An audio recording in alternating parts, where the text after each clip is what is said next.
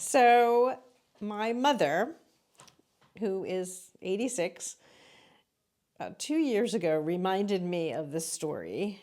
When I was in second grade, I had a kitten named Jingles who followed me to school pretty much every day. And the school principal did not like the cat, and he would call my mother. I had a baby brother at the time, and my mother would have to put my baby brother in the stroller and go pick up the cat. And it happened like almost every day. And I really had forgotten about that. And then I decided what a cute little children's book that could be. Reading aloud is really important to me. I just am a firm believer in the transformative power of reading to young children and giving children books. Here at my school, I read to little school students, kindergarten students, and first grade students every single week. It's my most favorite meeting of the whole week, and I never try to miss. So that's how the story sort of started. And in the book, there is, I used my actual home address. I sort of changed some of the names of my teachers and the principal, but I do have actual pictures of myself and the kitten, Jingles, that I've shown students here and shown students when I read the book, and that's always really fun. Just wrote the story and sent it out into the world. I sent it to 8 publishers, and 3 actually responded, which was great. And the one I chose had a staff of illustrators. And so I actually don't know an individual person who did the illustrations, but the company that I went with, Bumblebee Books, did the illustrations. Yes, I have read it to all the students here. I gave, as a holiday gift, I gave every Kent School student a copy of the book, but I also read it to everyone here.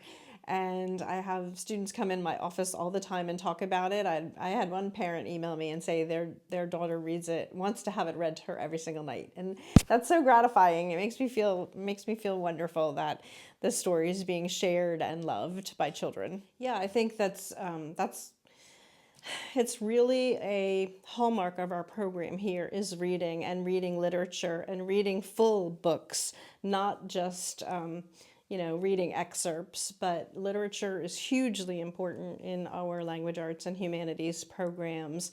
We all believe really strongly in the transformative power of reading. Reading helps with vocabulary, reading helps with communication, reading helps with comprehension and understanding. And if you can read, you can learn so much. And so there was recently a study about college-age students who can't read, like they can't read long novels because they haven't done that recently in the schools where they've been to. They've been, maybe this is after COVID or whatever, not reading novels as much anymore.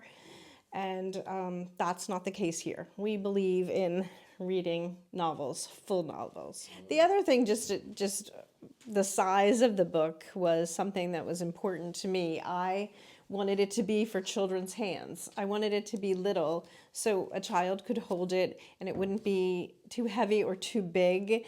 I do a lot of read alouds, and when the books are very big and rectangular, it's hard for a person reading to read and then show the pictures. So by design, the book is for children's hands. Well, I have a black lab named River who usually comes to school with me, and I'm thinking about either I will do an adventure of River to have a dog version of the book, or my children are encouraging me to find other things for Jingles to do. So to create, Jingles goes to the beach or something else. So I'm thinking about both of those things, and Bumblebee Books has said they're waiting for the second one. So I'll get started on it at some point.